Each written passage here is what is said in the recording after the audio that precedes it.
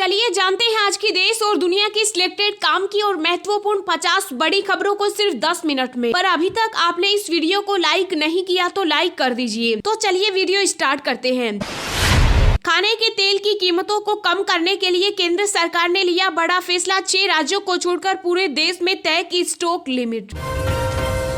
5 राज्यों में विधानसभा चुनाव के बाद एमएसपी पर समिति बनाने की घोषणा करेगी सरकार। राज्यसभा में कृषि मंत्री ने दी जानकारी।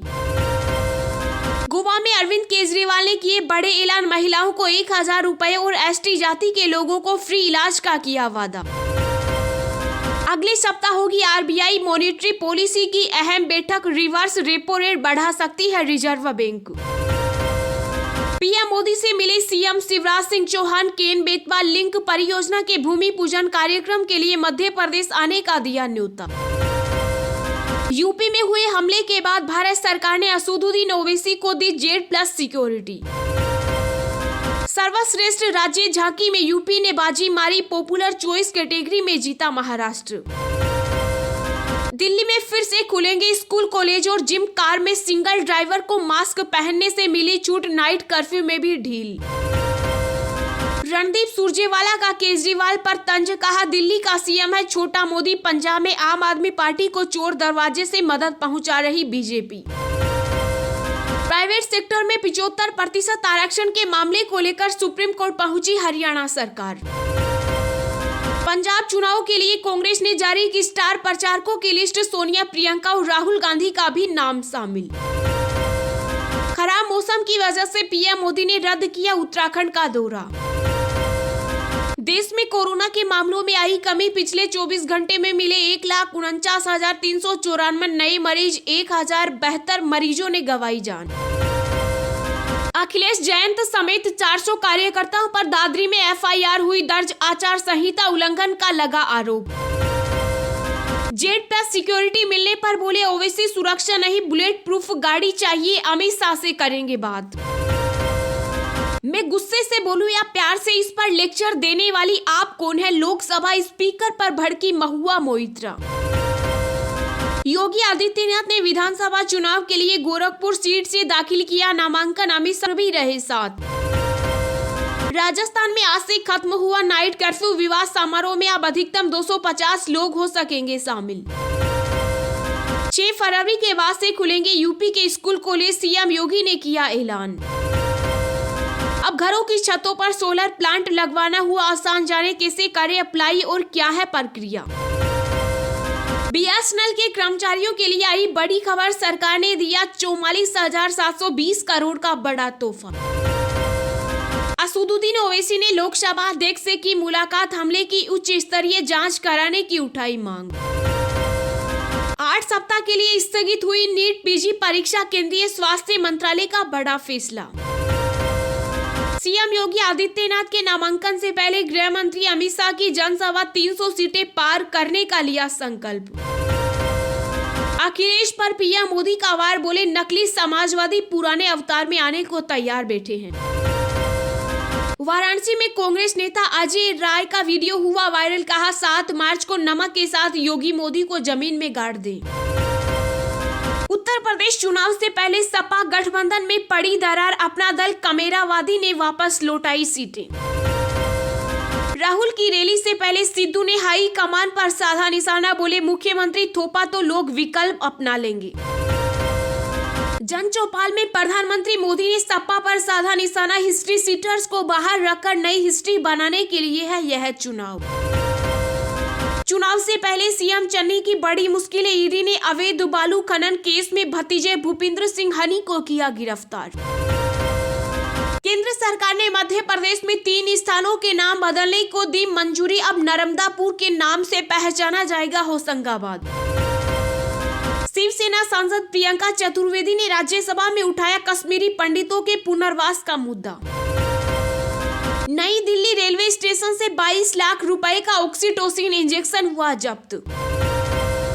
पंजाब में राजनाथ सिंह ने कांग्रेस नेता पर साधा निशाना। कहा जवान शहीद हो रहे थे और राहुल गांधी चीनी राजदूत के साथ बैठे थे।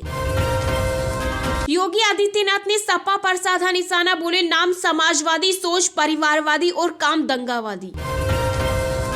पश्चिम बंगाल सरकार में मंत्री मनोज तिवारी ने किया IPL के लिए रजिस्टर खेलने की उम्मीद। अक्षय कुमार की फिल्म पृथ्वीराज को बैन करने की करनी सेना ने उठाई मांग, जल्द होगी मामले की सुनवाई। अखिलेश जयंत का दीदार पाने को उमड़ा जन सैलाब, लाल हरी टोपी लगाए लोगों से पटा DM रोड। जी हां, और भी बहुत बड़ी काम की खबरें निकल कर आ रही हैं, इसलिए वीडियो को लास्ट तक जरूर देखना। तो चलिए अब जानते हैं जो महत्वपूर्ण खबरें हैं उनको विस्तार से। पर इससे पहले अभी तक आपने इस वीडियो को लाइक नहीं किया तो लाइक कर दीजिए। खाने के तेल की कीमतों को कम करने के लिए केंद्र सरकार ने दिया बड़ा फैसला। इन 6 राज्यों को छोड़कर पूरे देश में तय की स्टॉक लिमिट। जी हां, खाने के तेल की कीमतों को कम करने के लिए केंद्र सरकार ने बड़ा फैसला लिया। इससे खाने के तेलों की कीमतों पर कंट्रोल किया जा सकेगा। केंद्र सरकार की तरफ से 3 जनवरी को जारी हुए आदेश में पूरे देश में 6 राज्यों में उत्तर प्रदेश, कर्नाटक, हिमाचल प्रदेश, तेलंगाना, राजस्थान और बिहार को छोड़कर खाने के तेल और खाद्य तिलहन की स्टॉक लिमिट तय कर दी गई है। इसके अलावा ऐसे निर्यातक, रिफाइनरी, मिलर, एक्सट्रेटर, थोक व्यापारी और डीलर जिनके पास इंपोर्ट एक्सपोर्ट कोड संख्या है, उन्हें छूट दी गई है। हालांकि उन्हें साबित करना होगा कि स्टॉक निर्यात के लिए है या आयात से प्राप्त हुआ है। केंद्र सरकार के आदेश के मुताबिक खुदरा व्यापारी 30 क्विंटल खाद्य तेल और 100 क्विंटल तिलहन से अधिक स्टॉक नहीं रख सकते। वहीं थोक विक्रेताओं के लिए खाद्य तेल की 500 क्विंटल और तिलहन की 2000 क्विंटल स्टॉक लिमिट तय की गई है। रिटेल चेन अपनी दुकानों में 30 क्विंटल और डिपो में 1000 क्विंटल तक खाद्य तेल स्टॉक कर सकते हैं। स्टॉक पर लगाई गई यह सीमा 30 जून 2022 तक जारी रहेगी। आपको बता दें कि पिछले साल खाद्य तेल और तिलहन के दामों में बेतहाशा बढ़ोतरी हुई थी। इससे आम लोगों पर काफी असर पड़ा। बढ़ते दाम से राहत देने के लिए केंद्र सरकार पिछले साल से ही इस तरह के कदम उठा रही है। गोवा में अरविंद केजरीवाल ने किए बड़े ऐलान, महिलाओं को 1000 रुपए, एसटी जाति के लोगों का फ्री इलाज, यहाँ सीएम केजरीवाल के पूरे वादे। जी हां, आम आदमी पार्टी के राष्ट्रीय संयोजक अरविंद केजरीवाल ने गोवा में विधानसभा चुनाव को लेकर प्रेस कॉन्फ्रेंस की। केजरीवाल ने इस दौरान कई बड़े वादे किए। उन्होंने कहा, आज ST समाज के लिए आम पार्टी 8 बिंदु जारी कर रही है। अगर गोवा में आम आदमी पार्टी आएगी तो पूरा पैसा खर्च किया जाएगा। उनके लिए आरक्षित 3000 पदों को तुरंत भरा जाएगा। फॉरेस्ट की जमीनों पर उनको हक दिया जाएगा। ST समाज के लोगों का फ्री इलाज कराएगा। उनके लिए स्कूल खोले जाएंगे। केजरीवाल ने आगे कहा, 1000 रुपए महिलाओं को दिए जाएंगे। संविधान के हिसाब से 12.5 बजट अनुसूचित जनजाति पर खर्च होना चाहिए, जो कि नहीं हुआ, हम करेंगे। अरविंद केजरीवाल ने कहा, भाजपा और कांग्रेस के पास गोवा के विकास के लिए कोई एजेंडा नहीं है, सिर्फ गालियां ही देते हैं। हम सभी के लिए एजेंडा लेकर आ रहे हैं। 18 साल से ऊपर सभी महिलाओं के लिए 1000 रुपए और सबको बिजली फ्री देने की बात कर रहे हैं, तो हम सभी को आकर्षित करने की कोशिश कर रहे हैं। गोवा में आम आदमी पार्टी ने 2 ST उम्मीदवारों को मौका दिया है। ST समाज के बच्चों को नौकरियां दी जाएंगी। नामांकन दाखिल करने से पहले योगी आदित्यनाथ ने गोरखपुर मंदिर में की पूजा अर्चना और कर दिया ये बड़ा ऐलान। जी हां, यूपी के मुख्यमंत्री योगी आदित्यनाथ ने विधानसभा चुनाव के लिए गोरखपुर सीट से अपना नामांकन दाखिल कर दिया है। 5 बार ये सांसद योगी पहली बार गोरखपुर शहर सीट से विधानसभा चुनाव लड़ रहे हैं। योगी के नामांकन में खुद गृह मंत्री अमित शाह और यूपी चुनाव प्रभारी धर्मेंद्र प्रधान मौजूद रहे। नामांकन के बाद अमित शाह गोरखनाथ मठ पहुँचे और पूजा अर्चना की। इसके पहले दोनों नेताओं ने MP इंटर कॉलेज मैदान पर एक सभा को संबोधित किया। गृह मंत्री ने कहा कि यूपी की जनता भाजपा के साथ है, इस बार फिर 300 सीट जीतेंगे, विपक्ष के पास कोई मुद्दा नहीं है। अमित शाह और CM योगी का गोरखपुर में घर घर जनसंपर्क का कार्यक्रम था। दोनों नेता कार्यक्रम को सम्मेलन में शामिल होंगे। यूपी में हुए हमले के बाद भारत सरकार ने दी AIMIM के चीफ असदुद्दीन ओवैसी को Z+ सुरक्षा। जानिए क्या है पूरा मामला। जी हां, हैदराबाद से लोकसभा सांसद और AIMIM पार्टी के चीफ असदुद्दीन ओवैसी को पूरे भारत में Z+ सिक्योरिटी मुहैया कराई गई है। भारत सरकार ने इसका ऐलान किया है। केंद्रीय गृह मंत्रालय ने कहा कि केंद्रीय रिजर्व पुलिस बल की Z+ सिक्योरिटी उनके साथ पूरे देश में रहेगी। गौरतलब है कि 3 जनवरी को शाम उत्तर प्रदेश के हापुड़ जिले में उन पर हमला हुआ था। वह चुनाव प्रचार करने के बाद दिल्ली लौट रहे थे। ये हमला यूपी विधानसभा चुनाव से ठीक पहले हुआ, जिसके बाद सियासत शुरू हो गई। दरअसल असदुद्दीन ओवैसी ने आरोप लगाया कि चुनावी राज्य उत्तर प्रदेश के हापुड़ जिले से दिल्ली लौटते समय अज्ञात लोगों ने उनकी कार पर गोलीबारी की। इसके बाद भारत सरकार ने असदुद्दीन ओवैसी को Z+ की सुरक्षा दी है। ऐसे ही रोज दिन भर की ताजा खबरें पाने के लिए चैनल को अभी सब्सक्राइब करें।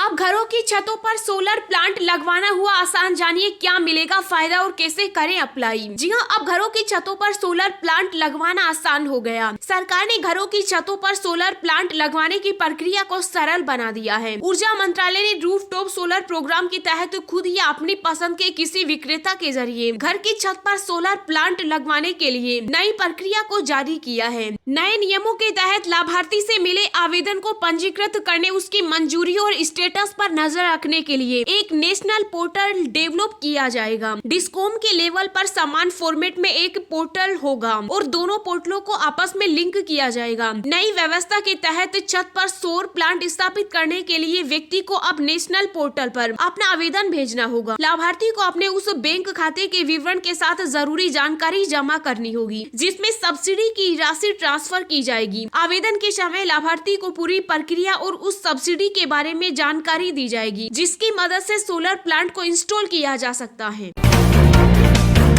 देश में कोरोना के मामलों में आई कमी, पिछले 24 घंटे में मिले 1,49,394 नए मरीज, 1,072 मरीजों ने गंवाई जान। जी हां, भारत में कोरोना के नए मामलों में एक दिन बाद फिर कमी देखने को मिली। देश में कोरोना संक्रमण पिछले 24 घंटे में 1,49,394 नए मामले सामने आए। नए मामलों में 13% की कमी देखने को मिली। स्वास्थ्य मंत्रालय ने बताया कि बीते 24 घंटे में कोरोना के 1,072 मरीजों की मौत हुई। वहीं इस दौरान 2,46,674 लोग ठीक भी हुए। केंद्रीय स्वास्थ्य मंत्री मनसुख मंडाविया ने कहा कि देश में 15 वर्ष से 18 वर्ष के आयु वर्ग के 65% किशोरों को कोविड-19 रोधी टीके की पहली खुराक दी जा चुकी।